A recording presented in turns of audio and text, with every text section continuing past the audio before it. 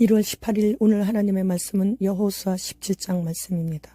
14절로 18절 말씀. 요셉 자손이 여호수아에게 말하여 이르되 여호와께서 지금까지 내게 복을 주심으로 내가 큰 민족이 되었거늘 당신이 나의 기업을 위하여 한 제비 한 분깃으로만 내게 주심은 어찌함이니까 하니 여호수아가 그들에게 이르되 네가 큰 민족이 되므로 에브라임 산지가 내게 너무 좁을진대 브리스 족속과 르바임 족속의 땅 삼림에 올라가서 스스로 개척하라 하니라. 요셉 자손이 이르되 그 산지는 우리에게 넉넉하지도 못하고 골짜기 땅에 거주하는 모든 가나안 족속에게는 베스안과 그 마을들에 거주하는 자이든지 이스라엘 골짜기에 거주하는 자이든지 다 철병거가 있나이다. 여호수아가 다시 요셉의 족속 곧 에브라임과 므낫세에게 말하여 이르되 너는 큰 민족이여 큰 권능이 있은즉 한 분깃만 가질 것이 아니라 그 산지도 네 것이 되리니 비록 삼림이라도 네가 개척하라. 그 끝까지 네 것이 되리라. 가나안 족속이 비록 철병거를 가졌고 강할지라도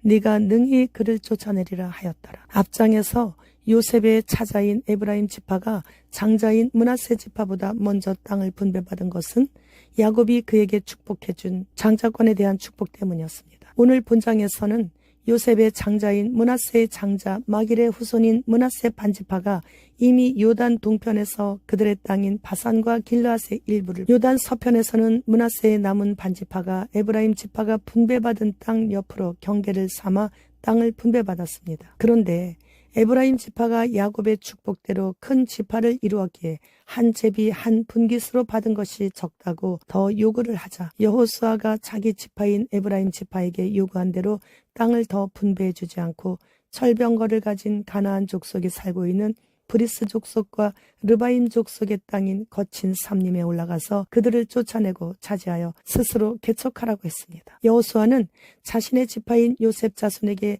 자기 지파라고 땅을 더 주지 않았어요. 혈연과 지연을 초월하여 공평하게 일처리를 하는 여호수아의 미래를 보셨기에 하나님께서 사랑하시는 선택하신 민족인 이스라엘을 다스리도록 모세 뒤를 이어 여호수아에게 맡겨주신 것이죠. 우리 하나님은 미래를 현재와 같이 보시고 계시기에 공적인 일을 할 때, 사적인 일을 할 때와 같이 팔이 항상 안으로 굽어져서 일을 처리할 때 공평한가 그렇지 못한가를 미리 다 보셨기에 땅 분배에 크고 막중한 사역을 맡겨주신 것입니다. 이렇게 하나님께서 투명하게 다 보시고 계심을 눈치채면서 살아간다면 슬쩍, 두리뭉실, 대충 이런 단어는 사용할 수 없게 되는 것입니다. 에브라임 지파는 철로 만든 병거를 갖고 있기에 개척하기 힘들다고 하였지만 여호수아의 대답은 비록 삼림이고 철로 만든 전차를 갖고 있고 강할지라도 능히 그들을 쫓아낼 수 있으니 스스로 개척하라고 하며 힘써 그 땅을 정복하라고 권면했습니다. 인간의 눈으로 볼 때 불가능할지라도 하나님께서 사람의 입술의 말로 주실 때가 있습니다. 그래서 어린아이라 할지라도 그 입의 말을 다 무시하면 안 되는 것이죠. 더구나 하나님의 종 여호수아의 입의 말이기에 할 수 있다고 하시면 내게 능력 주시는 예수 그리스도 안에서 거룩하신 성령님께서 도와주셔서 할 수 있게 해주시겠다는 약속의 말씀이신 것이에요. 이제는 우리에게 남은 시간은 정말 짧습니다. 하나님의 약속의 말씀을 굳게 믿고 포기하지 말고 끝까지 기도하여 나를 통해 이른 양을 찾기 원하시는 하나님의 소원을 이뤄드리는데 최선을 다해야 할 마지막 때입니다. 아이슬란드 화산이 다시 폭발했습니다. 오늘은 잠시 멈췄지만 내일 다시 폭발할 수 있다고 합니다. 그러나 미국과 유럽을 비롯하여 전 세계가 이런저런 모양으로 몸살을 앓고 있습니다. 한국만 현재 외관상으로만 안전하고 평화로워 보이는 것입니다.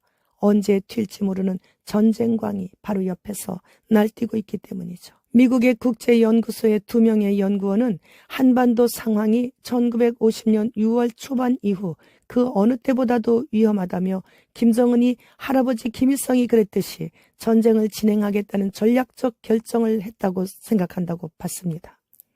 우크라이나와 이스라엘로 인해 미국 영향력이 쇠퇴하고 있다고 판단한 것이죠.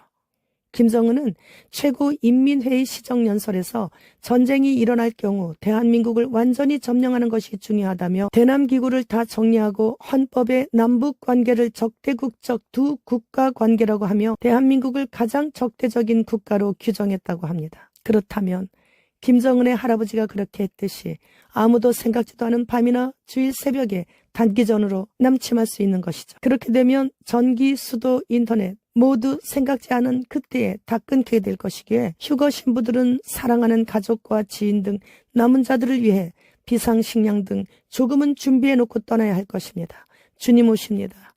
마라나타.